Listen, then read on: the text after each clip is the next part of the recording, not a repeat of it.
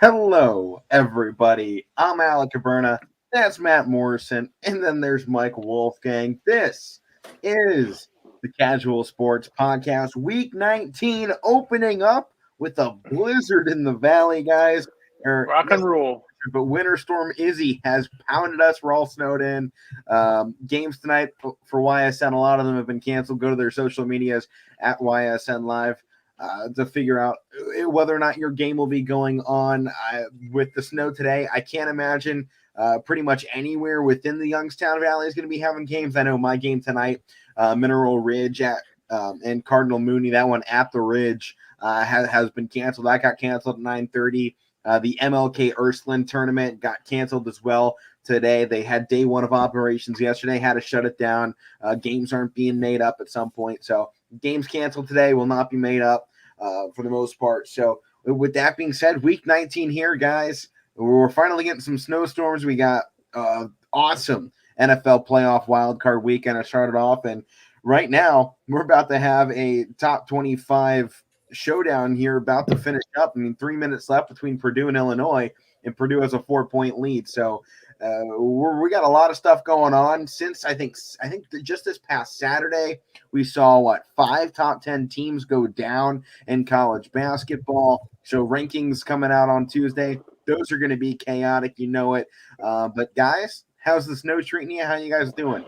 Whew, I've been inside all day, so that should just pretty much say it. I'm not going outside. I'll get lost. I was outside doing the drive with my dad for an hour because it was so big. I had to it was so high for him to even snow blow it, so I had to shave some off, and then he could snow blow.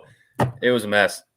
I was watching a Cintas truck out here in front of the courtyards. It ended up getting stuck trying to go around the circle. So, I mean, I was watching a box truck for 45 minutes try and navigate through a foot of snow out there. And because that was before any plows even got down here to my apartment building. So, I mean, we are snowed in. I'm currently looking at snow coming all the way up, halfway through my windows with massive gusts of wind. So, we're definitely getting some chaotic weather. Winter Storm Izzy is putting a hurt on Youngstown, that's for sure. Mm-hmm. Oh, absolutely. Good thing we already had the day off. Yeah, I wouldn't be going to classes anyways. Probably won't be going tomorrow either. Yeah, my night class for tomorrow already got canceled, or not. He's going to move it to online, so I still have it, but I don't have to go. So we'll see with the other ones, Matt.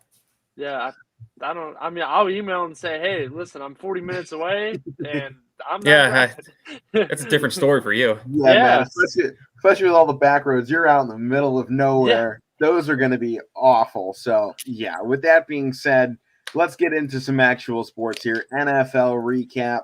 We'll start things off with the Raiders and the Bengals. First playoff game in NFL history in which each team had 4+ made field goals. Bengals come away with the win in this one. And, say what you will about the referees in it. The referees are not going to be used again during this postseason. No. The NFL has announced. But, I mean, I know there's a lot of controversy coming down to the end of it, but I think it's also one of those scenarios. It's there was a lot of questionable calls both way, some favorable calls both way. You have it in every single game. I mean, with the Cowboys, the ball placement at the end, or even with Pittsburgh, some of the early penalty calls and stuff in that game. I think there's a lot of times where a referee's decision can be called into question, especially in such a close game. Every little detail is going to get scrutinized when you come down to a 7-point game at the end of it. But, Matt, what I always say, when you get down to these close games and you start talking about what the refs do and how that impacts it, if you're really that worried about the referee changing the outcome of the game, take care of business and get things done on your own. Pull away, and then that way you don't have to rely on the referees to decide whether or not you win the game, because sometimes that does happen, and it's human error. That's why they're there. I mean, they're there to make sure people play by the rules, and sometimes they make a mistake. So take care of business when you still can. But I mean, no excuses on either squad, because they both kind of sucked. And I mean, they put up good yardage, but they could never finish. I mean, you obviously saw Zay Jones getting the one touchdown from Derek Carr, and that was the only touchdown of the day for the Raiders. I mean, they had obviously 4+ made field goals in this game, and so did Cincinnati. And just this entire game was just a cluster of kind of chaos. I mean, Cincinnati couldn't run the football, but the Raiders could. Raiders couldn't really throw the football with any consistency. They still had 300 yards, but on 54 pass attempts, well, Joe Burrow was at 244 on just 34 pass attempts. So this game was just a tale of two cities, and I just there's some things you can run into details about it, but I felt like it was really a great game to start off the NFL. It set the table for everybody else to just kind of go balls to the wall, man, and give some shootouts, some close games. I mean, the Bills follow up with a huge one that we'll talk about just in a minute here after we finish up discussion on this. But I thought this was the perfect way to set things off. And we saw tough physical play defensively out of two teams that have been known for offense all season. Yeah, I mean, absolutely. I mean, Derek Carr made some bad throws, though. I mean, you can't really count it all on the refs. I know they made some bad calls, but Derek Carr, the inaccuracy was really shown in that game. So, I mean, he could have played just a little bit better. I mean, he didn't play bad, 310 yards with one touchdown. He did have that interception. He was sacked 3 times. But honestly, though, I mean, he didn't play that bad. Josh Jacobs, I mean, 13 carries, 83 yards, not too bad at all. I think there's 1 or 2 plays that could have went their way, just didn't. And that's where Cincinnati took advantage of that. Joe Burrow, first playoff appearance, I mean, he was hyped up. He was in his hometown. He's from Ohio. He's from Athens. So he was pretty much home. His whole family was there. He was in his environment. They just weren't losing that game. So that's just a fact right there. I mean, Joe Burrow, looked pretty dangerous in that game. I mean, 244 yards, 2 touchdowns with that as well. So he backed it up. So what? Alek looks different. What are you talking about? You changing clothes? On the Okay, I put a sweater on over this shirt because it got cold when I was sitting here by the window, but the heat just kicked on and I was boiling. Oh man. I saw you faded out and then I saw a different outfit. I was like, is there somebody different? But I saw your face change and you were just like, what? I was like, what? Yeah, I mean, what were you saying? I don't remember what you were saying now. What'd you say? I was talking about how Derek Carr was inaccurate at times. Oh, okay, yeah, okay. And Joe Burrow picked that up. He was in Athens. Alek, he's an Ohio boy. So, right. He went to LSU, but he's from Athens, Ohio. He was in his environment. And some plays went their way. That didn't go the Raiders' way. I think I didn't get to see too much of this game. It was a Saturday. I was doing a few other things and hanging out all day because, everyone knows I was supposed to have a game that night. That game ended up happening earlier in the morning, a bit of a scheduling error.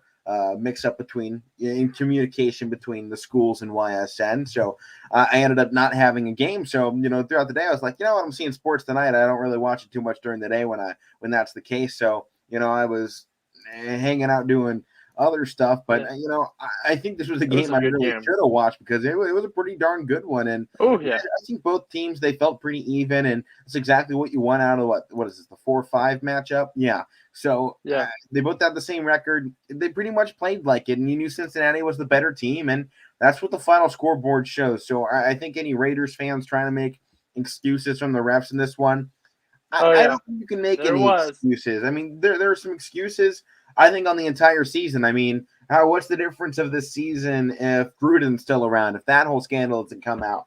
What's the difference in the season if Henry Ruggs doesn't get put in prison for making an idiotic mistake? What's the difference in this season if they don't cut 4 of their last 5 first-round draft picks? I mean, there are so many what-ifs of their entire season. Honestly, I think right now, a Raiders fan, they should just be glad that they even got this far because, to me, this was a team that shouldn't really have been there.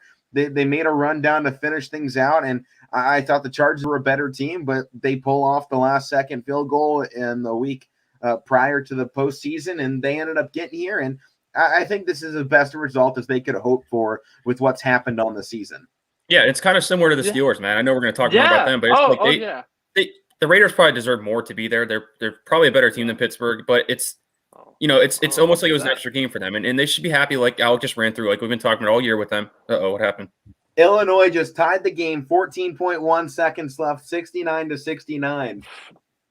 Purdue just ran down the floor, called a timeout with 10 seconds left. That was insane. Illinois went like up and under the basket, laid it up off. It was beautiful. Sorry, keep going. No, I was pretty much done. I was just comparing the floor, so we're good. Keep an eye on it. I look forward to those reactions when I'm talking, so I can know what's going on. But it was pretty much an extra game for them, and they should be happy to be there because everything we know everything they went through this year. Yeah. And and they were in the game too. It's not like they didn't have a chance. It's not like they didn't belong to be there. You probably say the Chargers though probably stood a better chance in this. It would have been a more exciting game too. You had two young quarterbacks, Burrow and would have been Herbert, that we love and we talked about all year. So that would have been a sweet matchup. But it was good to see Derek Carr in there. I'll give them that. And the Raiders, they found a way to hang in because they made it interesting at the end because it didn't look like they were going to make anything out of it. But no, it came down to that last play, and that was controversial there too. I mean, the guy was clearly being held. Zay Jones was being held, and they didn't call that either. Yeah. So, but it came down to the last play, and that's what I like. I like to see games like that. I like to see playoff games like that. I know you're going to have blowouts. We've had a couple already, but I like to see close games like that, and this by far was one of the best games of the playoff so far. It probably was so far. Yeah, I think it's definitely up there, if not the number one game. I think besides that, maybe the 49ers Cowboys coming down to the final place too in that one. And obviously we still got a game tonight, Rams versus Cardinals. But I guess to finish off the Raiders and season, what's the question mark going into the offseason from every one of us here on the show? Well, what's the biggest thing the Raiders need going into next season? Yeah, Mike. To me, Mike. No, go ahead, Alek. Go ahead. No, go ahead. Oh, okay. To me, I think they need a defensive star. Like back when they had Khalil Mack, you could count on this team to get some sacks. They had 2 sacks against Burrow in this game, but I don't feel like they're getting much on quarterbacks. And I think that's what the biggest thing they need to get, whether it's this game's going to overtime now, whether this team gets a linebacker like Micah Parsons or Watt, or gets a defensive edge rusher like Hutchinson coming out of the draft, something like that. I think this team needs to find a way to put pressures on young quarterbacks because I think you've kind of seen their offense be fine in a lot of times this season, but you see the opponent's quarterbacks just pretty much going off all season against this Raiders squad, and I think that it's hurt them a lot, and obviously hurt them in this game. Joey B goes 24 of 34 in his first ever playoff game. Yeah. So I think they need somebody on defense who can pressure the quarterback, wherever that position comes from. I think that's their biggest need in the offseason. No, I agree with that because it'd be nice to have somebody to put with Max Crosby because he had a good year. But I think obviously the obvious answer is stability with this team because all the issues they had this year, and it looks like with Rich Bisaccia they had he did a good job. I would at least consider him as being the head coach. That's because I know they have to look for a head coach. He should definitely be considered for it. And just maybe look for extra weapons because especially early in the year, they were just targeting Darren Waller the whole first couple games. That was their only weapon on offense, and they kind of spread it around a little bit more with Hunter Renfrow and other guys and Josh Jacobs in the running game. But look for another guy for Derek Carr to throw to because he's an underrated passer. Yeah, they just got in there a little bit more, and obviously Renfrow is good, but they definitely need another target out there for him. Yeah, like Ruggs. That was the perfect guy to have in that offense, and obviously that really is no fault of anybody on the team besides the guy that's no longer on the team. Yeah. But, look what they definitely need more defense and they definitely need a couple more targets on offense. But look what Gruden did when he first came in here. You trade away Khalil Mack and then you trade away Amari Cooper. Like, if they had those guys back, this Raiders team might make a push, honestly. Because those are two key players. I don't know. Cooper didn't do anything yesterday. I don't think they're that far away from making that kind of push. Maybe. I think you saw them already get to the playoffs. This is a 1-point game from being, in divisional championship games. It was a very winnable game too. So I don't think it's any shock to say that, this is a team that can definitely make a run. They could. And, I think we can go ahead and move on here. We've talked enough about this one. Let's go into the biggest blowout of the wild card weekend. Patriots versus Bills. Josh Allen became the first quarterback in Buffalo history with 5 touchdowns in passing with 0 interceptions in a playoff game. That's historic for Buffalo. They've had some pretty darn good quarterbacks. Steve McNair, Matt, I know is one of your favorite guys to talk about. McNair was Tennessee. You're thinking Doug Flutie. Doug Flutie. Same colors, Doug Flutie. Doug Flutie, Jim Kelly. I mean, come on. Yeah. They had Rob Johnson. But, I mean, they've obviously, with Doug Flutie, a fantastic quarterback. And the fact they've never had somebody put that stat line together, I think it pretty much solidifies what everybody already knows about this kid. I mean, he went 21 of 25 in 308 yards with 5 touchdown passes against the Bill Belichick defense that really was garnishing a lot of respect coming down the last part of the season. And I think the defense for the Patriots pretty much fell apart in this game. I mean, the offense was fine, but for them, I mean, they were 4 for 4 on 4th down in the Patriot side. So they weren't playing bad necessarily offensively. Just their defense couldn't stop the Bills. I mean, it was the first 7 plays or first 7 drives ended in points for the Bills. I mean, that's insane. And the defense let them go 6 of 7 on 3rd down. So clearly some issues there. And the Patriots couldn't even get a single sack in this game. You didn't force the Bills to punt once. They couldn't get a fumble. They couldn't get an interception. They couldn't do anything against the Bills defensively. The offense, they did enough for a playoff game. I mean, 17 points is a decent bit when you're talking about going up against the number 1 defense. Your defense in a game like this had to show up, and they just didn't for New England. No, I think my biggest takeaway for that too, Alek, you touched on the defense, because early in the year, in the middle of the part of the year, I talked about this Patriots defense and what Bill Belichick does and what he throws at teams. And I even talked about it with that first matchup with the Bills. It seems like ever since then and ever since the middle part of the year, they really haven't been that type of defensive team that they were earlier in the year. So that obviously that was on display Saturday against Buffalo because they just couldn't do anything against them. And you give Josh Allen credit, Matt, because you know how athletic he is and making plays. That's just what he does. He can take off as well. I mean, 66 rushing yards. And, man, Devin Singletary was running possessed. I mean, I wasn't really high hopes on this guy early. I know you were, Alek. I knew you always talked high about him, and they stuck with him, and now look at him. He is blossoming. 5.1 yards per carry and 2 touchdowns. Fantastic. That's awesome. And, I mean, I really like Dawson Knox, too. Diggs is going to be Diggs as well. But Isaiah McKenzie, another one. Great guy just emerging. And then the defense is this stone cold. I mean, Micah Hyde is a top defensive player in this league. As well as I got to take a brief time out here to look back at Illinois and Purdue. It was supposed to be the basketball game we were supposed to talk about today, but didn't realize they had an earlier start time. Currently, it's now tied 72-72, 3:46 in overtime. Illinois did hit a 3, though, a minute ago to take their first lead of the game since there was 5:27 on the clock back in the first period. So Purdue reclaimed the lead now, 73-72, 3:46 to go. Wow. That's going to be an exciting one. I think we can go back here to the Patriots. I think their biggest downfall was pretty much one of their biggest struggles all season. They couldn't run the football. I mean, this team has always been built on the ability to play what I would call small ball for the NFL, you know, being able to rough out those yards underneath. And they couldn't in this game. And they really haven't been able to this entire season. To me, you know, we just talked a minute ago what the Raiders need in the offseason. I'm gonna talk the same thing here for the New England Patriots. I think they do need someone on defense, but I think most importantly, they need somebody to run the football. I mean, they have a couple guys that they're okay, and they can get some yards. I don't think there's anybody there that's amazing and is going to take over a game or even get consistent yards or break off a big one at any point. And so I really think they need to pick up a running back. I mean, they obviously have a lot of holes they need to fill. I mean, I think the wide receiver position is lacking. The running back position is lacking. I think they need a little bit of improvement on that offensive line to improve some of those holes. I mean, they clearly need some pass rushers. They need some better linebackers. They need some better corners. So they need a new team.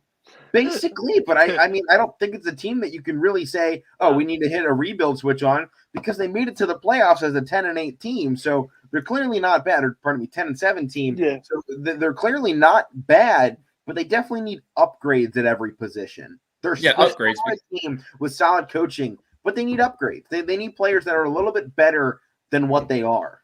Yeah, and what do we talk about with young quarterbacks, like in this case with Mac Jones? You got to have a strong running game, especially at this point in the playoffs when you're playing in freezing weather like it was. Damian Harris is good, but like you said, Alek, they can get somebody better than that. Like, they have good guys, but it's not guys that are going to put you over the top and only put up 17 points like they did in that game. So that's definitely where they need to address things. But they had a big offseason last offseason. It's not like they have holes everywhere. It's they just have certain things that, like you ran through, that they can address. And every team that loses early in the playoffs has things they can address. So right. I mean, I think you get to this point in a big game like this against a really good team, your biggest holes get exposed. So, I mean, I think if they had gone up against a team like the Raiders, the game probably looks a little bit better for them. They don't look as exposed as they did in this one. And I think just a big part of that issue was this Bills team was a very talented squad.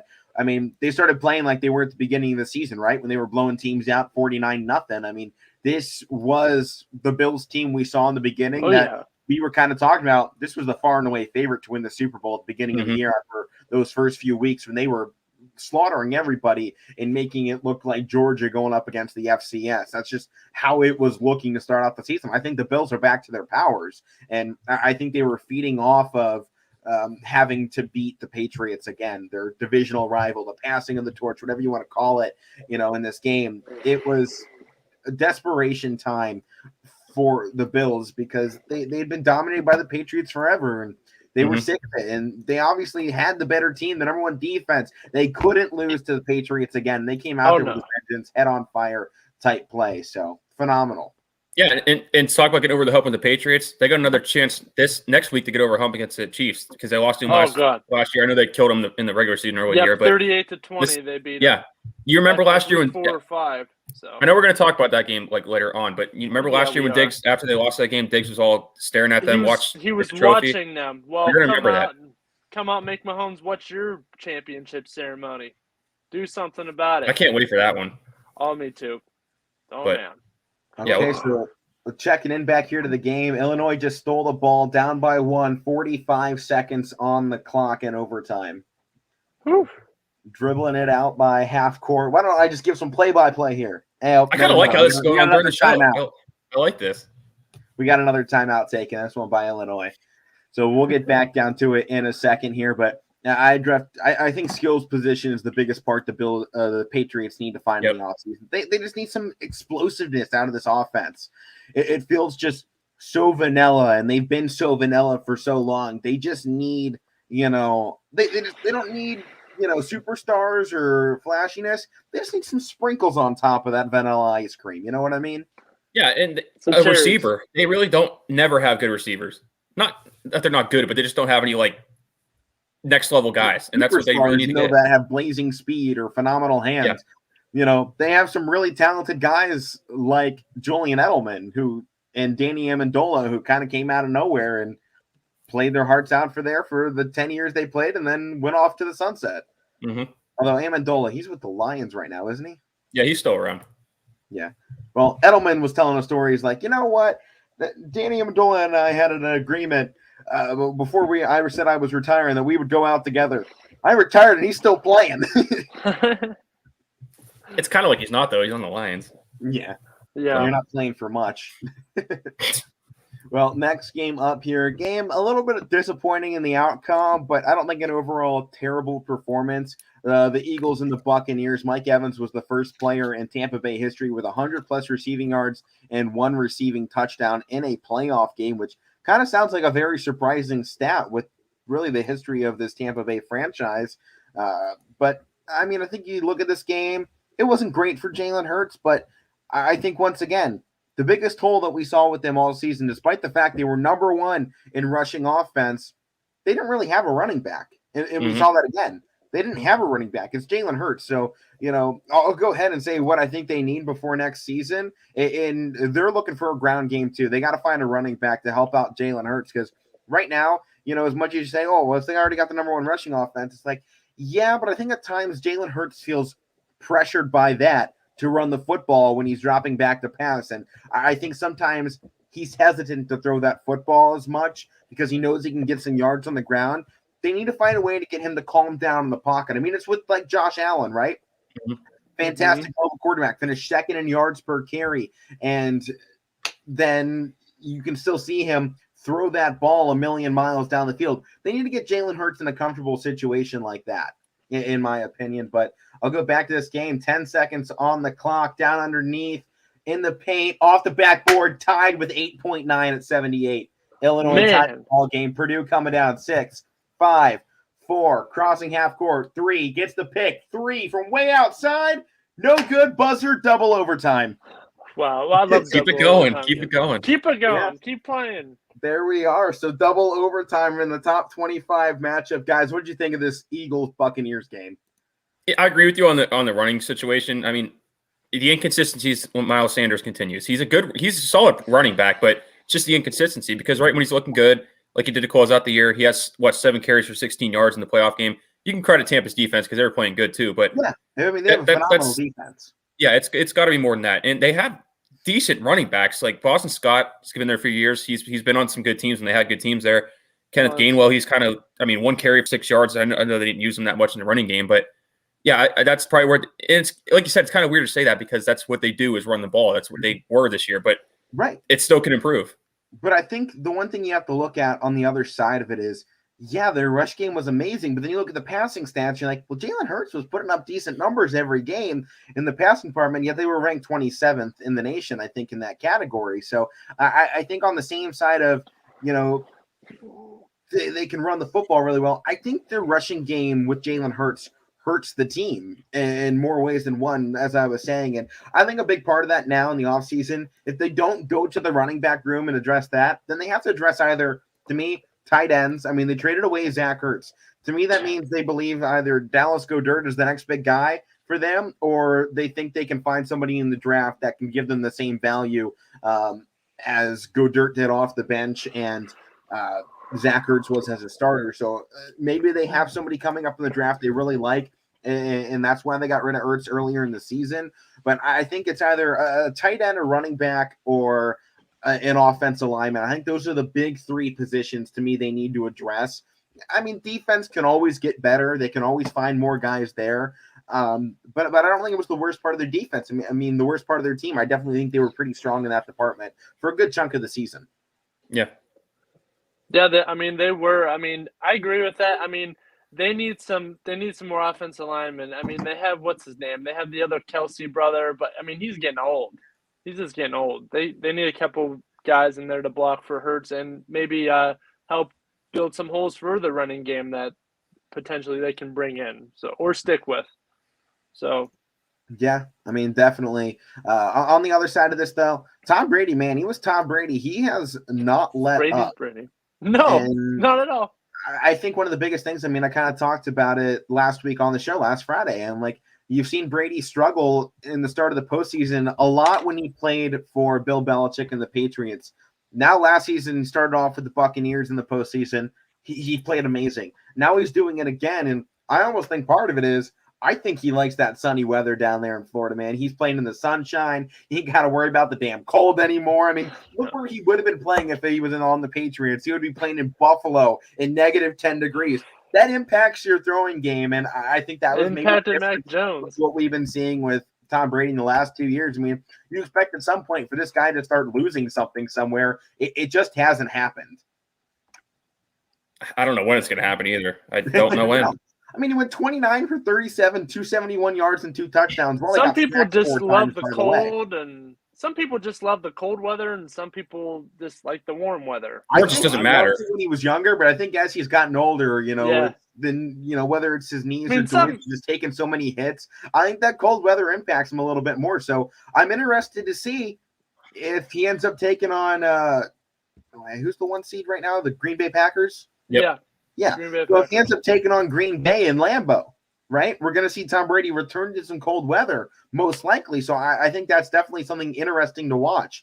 If he goes out to Lambeau and it's cold there, how that impacts his passing game again. I think that might be his Achilles heel at this point in his career, if he even has one. I mean, I think regardless some people, there's some people that aren't affected by the cold. I mean, look at Ryan Fitzpatrick. He's not that old, but I'm just saying, I definitely think Fitzpatrick was out there. You've seen him play in warm weather these last 2 years, and he hasn't looked like he's outside of maybe, 32 years old? He looks like a 30-year-old quarterback slinging the ball. He doesn't look like he's in his mid-40s. No. This guy is old enough to be our dads.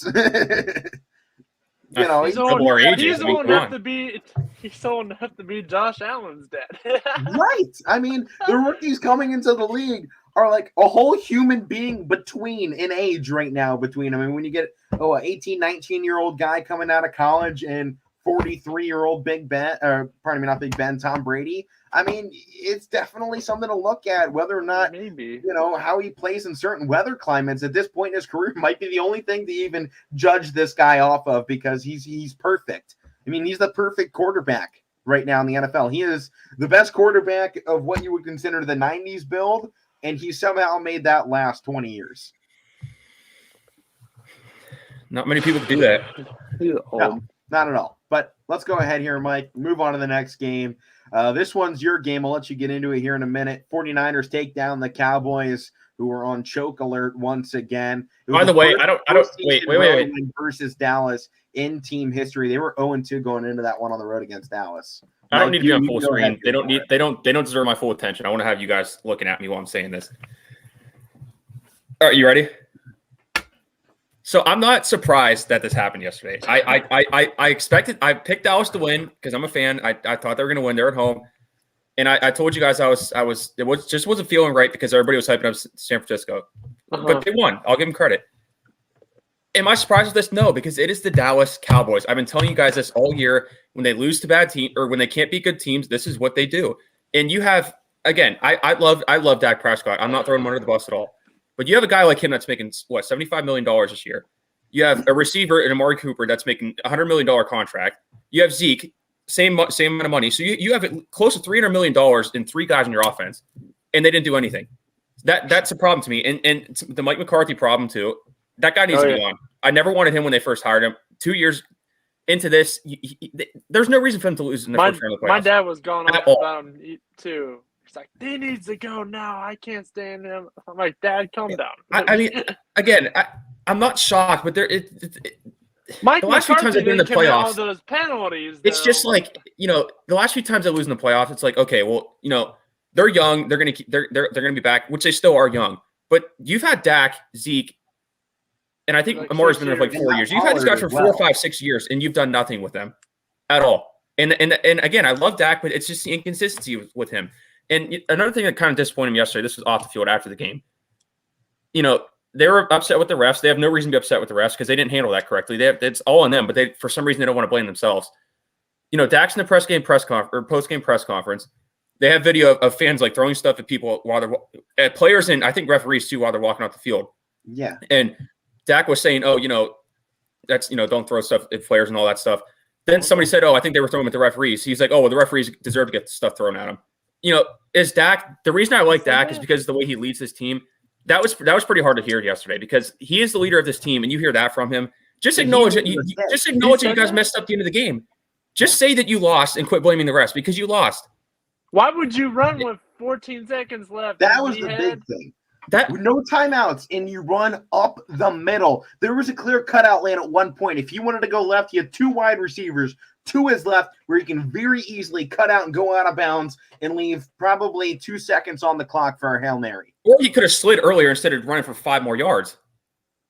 It's all about having. If you're running at that point, just it's the biggest thing. Running. When you talk about football IQ, we talk about in basketball all the time, having the IQ, the awareness to know what is going on around you, to feel the moment and to be able to perform in that moment.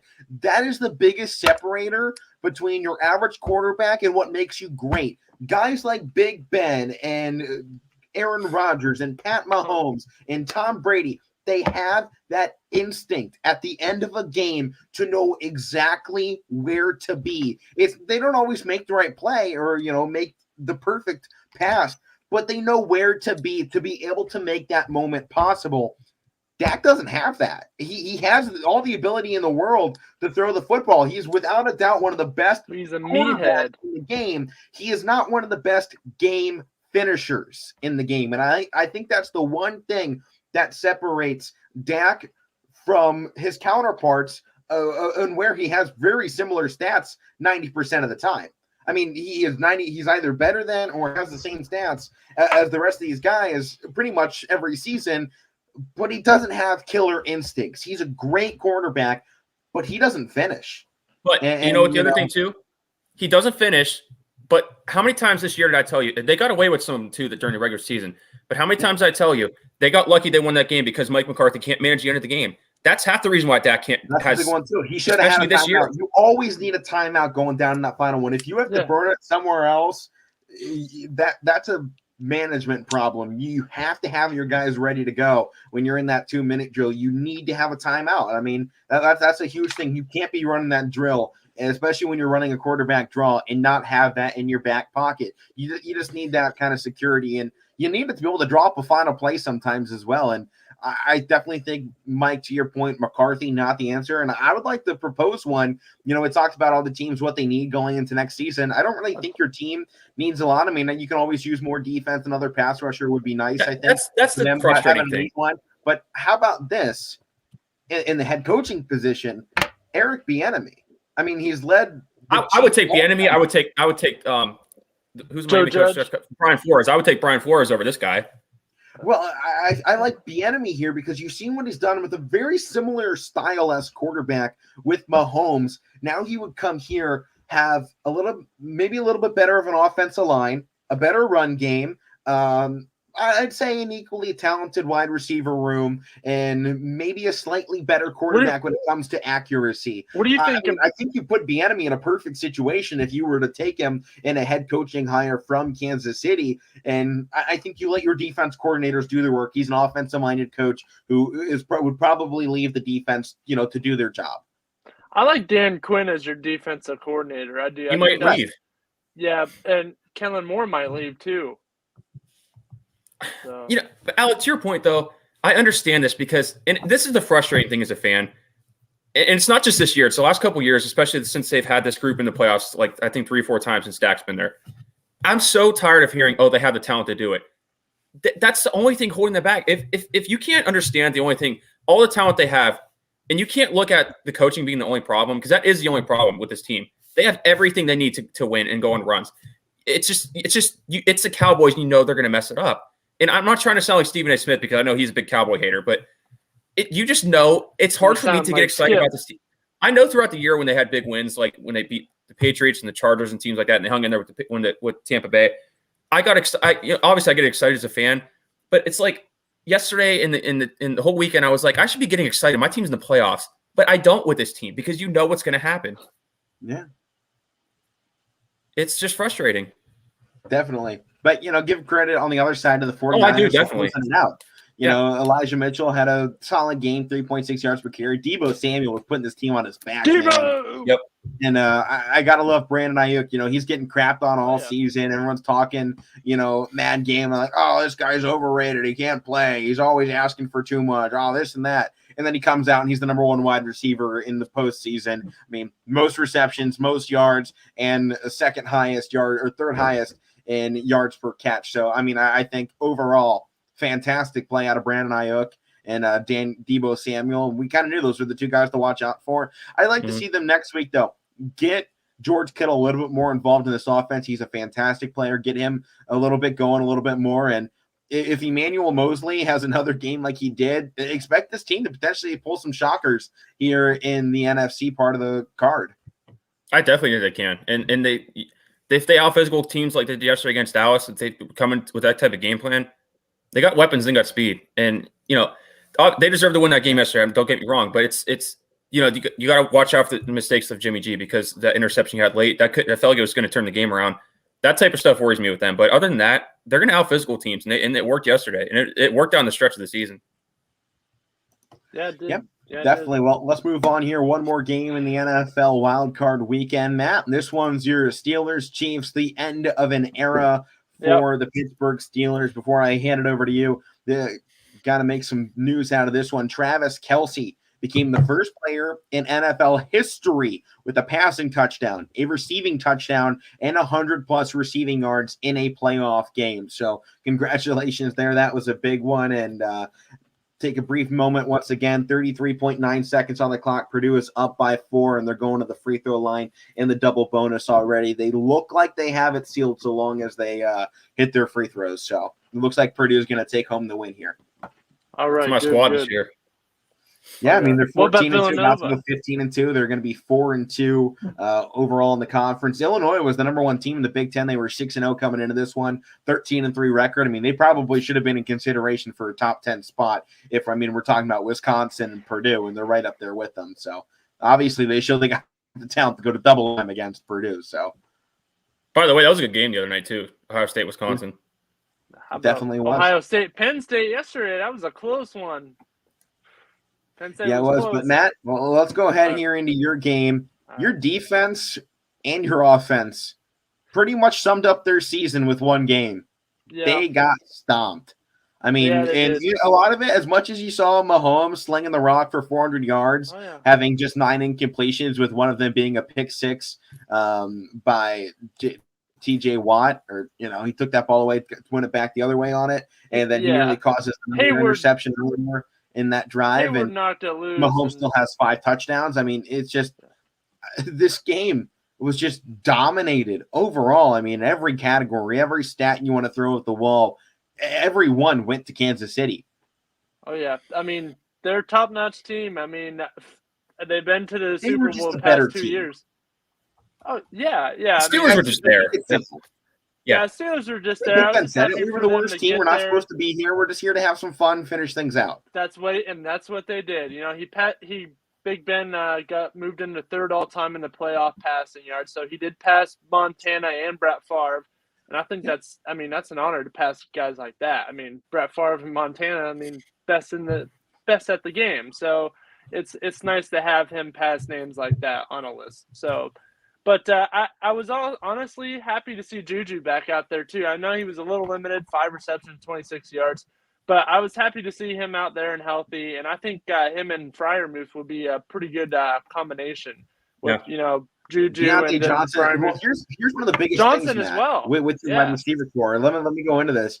Where did Juju fit best when he was a number 2 guy to Antonio Brown? If Deontay Johnson comes on again next season and kind of shows off that he's their number 1 guy, that wide receiver 1 category, you can put Juju right back where he was, whether he's running in the slot or just as wide receiver 2, running secondary routes and putting him against team's second best corner. I think it's going to reopen his game a little bit more, and he's going to make, me look silly because I've been calling him kind of overrated this, entire last 2 years. And I think if he returns to this number 2 spot, he's probably going to open back up and be that guy he was when AB was there, that everybody thought would be able to take over this wide receiver room. And he didn't do that. But I think if Deontay Johnson can go out again next season and show off, I think you have a fantastic trio with Pat Fry and these 2 wide receivers. If you bring in the right quarterback, I think the system works perfectly here. And I think that's obviously the biggest need next season, besides the obvious quarterback slot for Pittsburgh. It's the offensive line. They need some guys to help out pass blocking, protect a rookie quarterback, or even an experienced one, and find some way to get the run game more involved. Yeah, absolutely. And I like how James Washington fit in here. He had some big catches last night. He had a touchdown late. I think they involved him a little bit more. I know he was on the COVID list, but I think you really need to involve him more. I like Ray McLeod, but I think Washington has more of a skill set than Ray McLeod does.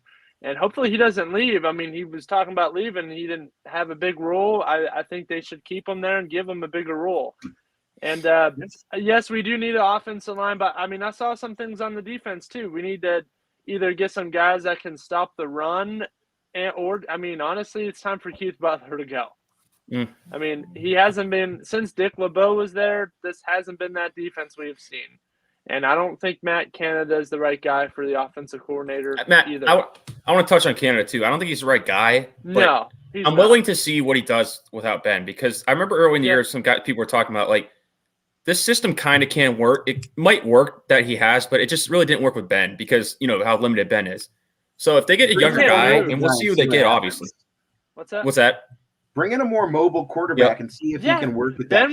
Ben's that not fits mobile. the system a little bit better. Ben couldn't leave the pocket, and I think that was the most limiting part. He did when he was younger. Right, I know. I think it was so many times, though, Big Ben looked like he had a spot, to be able to gain probably 20 yards if he was past the quarterback, because he was still getting 8, 9, 10 yards. I think a lot of this offense has the defense so pushed back and spread out to the sides.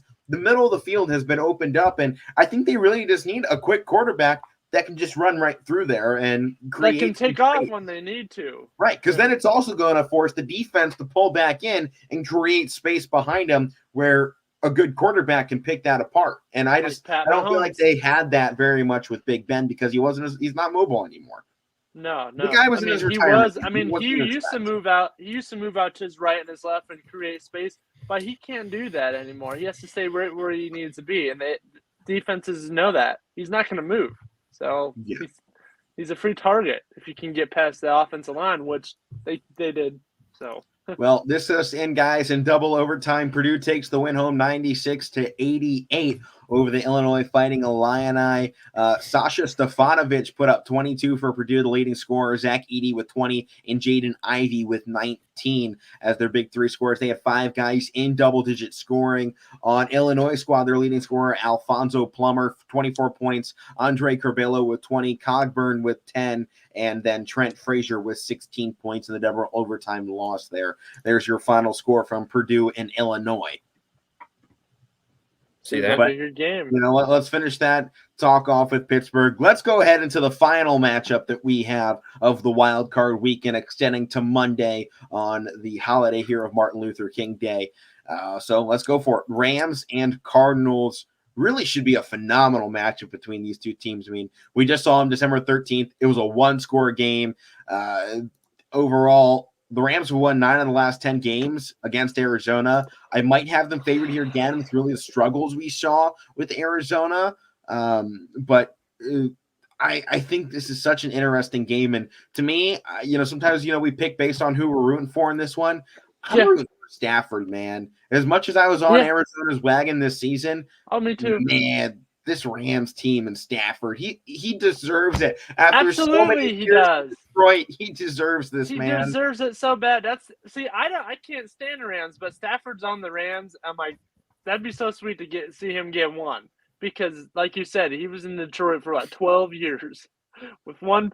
He was on some good Detroit teams too, but he was on a lot of really bad ones. Yeah, and he deserves this. He deserves this. But Matt, I'm with you. I don't like the Rams either. I really never have. For some reason, I don't know why. I really can't tell you why. I haven't liked them. I like the. All right, some of it has to do with their uniforms right now because they're god awful. I like those old Rams uniforms. Back when they had like Kurt Warner, like those, and they even brought them back a little bit. A couple of years ago, like those are cool uniforms. But I mean, now it's like, what are you wearing? I don't know.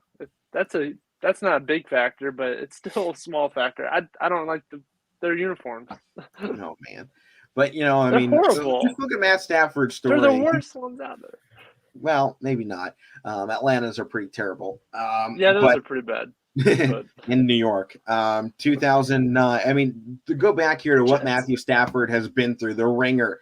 He took over for the 0-16 Detroit Lions after their 2008 season led by Dan Orlovsky. He was the rookie quarterback in 2009. Oh my God. He was a 2-14 record to start it off with head coach Jim Schwartz. The next season they go 6-10. Then they go 10-6 in 2011. Then they're right back down to the bottom of the NFC North, 4-12 in 2012. 2013, 7-9. Then they go back to 11-5. And this is all being done off the arm power of Matthew Stafford, and this is when he was working with Calvin Johnson and Golden Tate, one of his best wide receiving duos when he had them. I mean, he had Eric Ebron with him, Brandon Pettigrew. So, I mean, he was working with some guys. They had a team back then. Big part of the 2000s. I mean, they had a winning record a couple times in there, but I mean, I think this guy has he's been through the ringer so much, and he's had to pull along this Detroit Lions squad. I mean, he deserves it at this point. I'll make my pick based on that alone. Matthew Stafford, man, I just want it for him in this one. Me too. I joined the Cardinals wagon earlier this year, but I'm hopping off of it to go on to the Rams. I don't like OBJ, and I hope he doesn't play well. I think he's a crybaby, and I'm tired of these wide receivers in the NFL thinking that they deserve the world because they really don't. You take off the gloves and then let's see what you can do. So I'll go with the Rams here. I love the Cardinals. I really think they put together a great squad, but I'm taking the Rams here with Stafford. I mean, let me go. Yeah, go ahead, because I'm still thinking. I get what you're saying with Stafford. I like him, but I just don't like the Rams. I think that's really why I'm picking the Cardinals. I have a Cardinals sweatshirt that I got a couple years ago. I'm probably going to wear it tonight. I like the Cardinals. I'll go with the Cardinals. I like Kyler Murray. I like the receiving core. I mean, James Conner. I like James Conner. I know he doesn't play as much, but I mean, I like Christian Kirk. I like, Zach Ertz too. They added him. I like the team they have, and I've been kind of a fan of them on and off. I mean, when they played Pittsburgh in the Super Bowl, my dad was talking about Kurt Warner and stuff. How he was a great quarterback, and that just kind of got me on with them a little bit, but. Yeah, I just haven't been a big fan of the Rams. I've been a big fan of Stafford, but just not the Rams. And I don't think I should just solidify that just because he's there. So fair enough, Matt. So I gotta go Cardinals. And I had a Fitzgerald jersey when I was little. Like I still have it somewhere. I'll have to pull it out. They're all Pittsburgh. I mean, Connor has Pittsburgh ties. Fitzgerald, Pitt. He went to Pitt too. So I mean, there's Pittsburgh ties there. Bruce Arians was there. So I don't know. All right. Well, decisions have been made. Votes have been cast. That's it. That's what we got for the NFL. Wildcard weekend comes to a close tonight at the start of Week 19 of the Casual Sports Podcast. Let's get into the NBA tonight, 3:30, or actually just following this game, or this podcast, pardon me. Chicago Bulls taking on the Memphis Grizzlies in Memphis, part of the MLK Classic for the NBA. Two of their big games on national television. This one on either Bally Sports, NBA League Pass, or TNT. Should be a really fun game. I mean, the Bulls have been slipping really good for a big part of the season, but now 4 out of their last 5 they've slipped. So they're still in first place. There's a big chance now, though, for the Grizzlies on the other side, potentially moving up into third place of the Western Conference. So huge matchup here. And I think, Matt, you've been a huge supporter of the Bulls. They've come up recently. Well, what's their problems right now? What do they got going on here in Chicago? I mean, I think it's kind of that middle of the season hump that every team just kind of goes through, honestly. I mean, Golden State's going through one right now. They've lost some games. I think this is just the Bulls' time to get theirs. We kind of saw it with the Cavs a little bit. They lost some 4 or 5 games in a row. And now they've won 4 straight again. Yeah, now they won 4 straight again. And they're just going to be going 9 up, 5 down, 3 up. That's what they do. That's what they've done all year. Yeah, and they're going to be coming on here in about 7 minutes. Yeah, they will be. So at the conclusion of this show, the Cleveland Cavaliers are playing. I would have talked about that one, but I'm like, oh, come on. I can't. We always talk about Cavs. We can talk about it if we have some extra time after our NHL stuff, but, we don't want to be too biased. Right. Yeah. Why don't we go ahead and end up giving a prediction for this one? Bulls versus the Grizzlies. As much as I would like to take the Bulls in this one, I think the Grizz have just been playing really good basketball as of recently. Obviously, on the other side, the Bulls kind of haven't. Grizzlies, they dropped 1, but they have now won 9 of their last 10 games. They're 16-9 at home, which is one of the best records in the NBA. So they're playing at home again. I don't trust the Bulls as much on the road. They're a great home team, but look at it, 12-8 on the road on a 3-game losing skid. I think they probably take another one here. I think they get back on the pony, though. They got the Cavs on Wednesday, the Bucks on Friday, and the Magic on Sunday. I think they have a chance to take 2 out of 3 of those, but I don't think they get it here against the Grizzlies. I think that they're just in that part of the schedule, Matt, like you were talking, at that hump. See if you can get over it here. Yeah, I'm going to go to Grizzlies here, too. They're a mean team. A lot of people don't know, or a lot of people look at the West and say, oh, Suns, Warriors. Look at the Grizzlies. Grizzlies are right there, along with the Jazz as well. I mean, Grizzlies are tough. John Morant, is he back yet? I'm not sure, but remember, this Grizzlies team set the margin of victory record in the NBA when John Morant wasn't playing. Yeah, so they don't have any question marks on whether or not there's talent around them. They have some good players. I mean, I like John Morant with them as well. I thought he was the best pick in that draft, honestly, even though he was the second pick. I still think he was the best pick in that draft, and it's really showing now. It's really showing now. So, yeah, I gotta go Grizzlies. Mike? I try to throw some parity with these picks, but I think we all got to go Grizzlies here because they're just playing good right now. They're good. And this top, Matt, you said this top of the Western Conference is fun, and it's young too. And what they've done with their 11-game winning streak, they're still missing Dylan Brooks too. They missed him. They've been missing John Morant, and they're still 30-15. And they usually have these MLK Day games at home, and they usually play pretty good in them, from what I remember. So I'm gonna roll with them in this one. All right, here. Well, let's finish this off. NHL, Matt. I know who you got to pick in this one because we're talking your squad here. Penguins and Golden Knights today at 10 p.m. It's a 10 o'clock game. Phenomenal game, man. This should be awesome. I mean, two phenomenal offenses. 120 goals for the Penguins. 138 for the Golden Knights. Scoring differential for the Knights is 21. For the Penguins, it's 23. 8 out of their last 10 on one side and 5 out of the last 10 for the Golden Knights. It definitely feels like this Penguins team is hot, Matt. Your squad's been giving it to teams. They've been giving them the business. Sweet. Here's my puck, Matt. Sweet. Oh, I got my puck out in the living room. I got a signed Brian Russ puck out in my living room. Oh, man. They're sweet right now. If they win tonight, they move up to tie the Capitals for third. So, and then they'd be 1 point behind second place behind Carolina, and then not too far behind the Rangers as well. They're just lurking around. They're just a dangerous team, but not throwing any shade at the Vegas Knights either. They're a pretty darn good team too. The fact they've been able to have this losing streak and they're still in a commanding lead in first place of the Pacific. Yeah. So. You know, they're above teams like the Kings, the Ducks, the Sharks, the Flames, all of which are pretty talented and would all be top 5 in what looks like every other conference as well, based on points. When you say that, and they're also probably in, I'd say maybe the second best division when it comes to scoring. I mean, they got some scoring freaks out of this division, so I definitely think it's one to watch out for come postseason time. Whoever takes control out of there might be a favorite to win it all. But Matt, I'll go ahead and start this one off. I'm taking your Penguins, man. I'm giving you the chance to not take, a negative spell if they lose it. But I like them a little better. I got my scoring differential on the side. They got a win streak. It's just one, but 8 out of their last 10. I can roll with that. No problems here. So I'm taking the Penguins with you, Matt.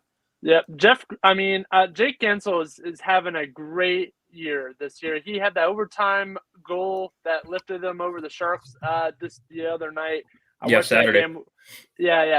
What a great play by him. I mean, and you still got your old dogs. You still got Sid playing like Sydney. Brian Russ is great. Jeff Carter. I can't talk bad about any of these guys. Evan Rodriguez is blossoming as well. Kasperi Kapanen. We got a contender of a team here. We have a team. And Matt, look at their schedule after this too. They got the Senators. They stink. They got the Coyotes. They stink. They got Seattle. They stink. So they're going to be sitting pretty good if they can get Dubs coming up. Mike, what's your pick here? Oh, I'm going Pittsburgh. Come on now. No, he's going Pittsburgh. I just had to have you say it. I can't write it down without it. You know that. But quickly here before we run off the show, Cavs got a chance to move up to 4th or 5th place here with the win over the Nets tonight. They take them on here at 3 p.m. at the conclusion. But we know you won't be looking at that game because you'll be sticking around for Power Hour up next on ysnlive.com. We'll wrap it up here. Start of week 19. Stay safe out there on the roads if you do have to travel. But other than that, we'll see you all tomorrow. This has been the Casual Sports Podcast. I'm Alek. That's Matt and Mike. Peace out.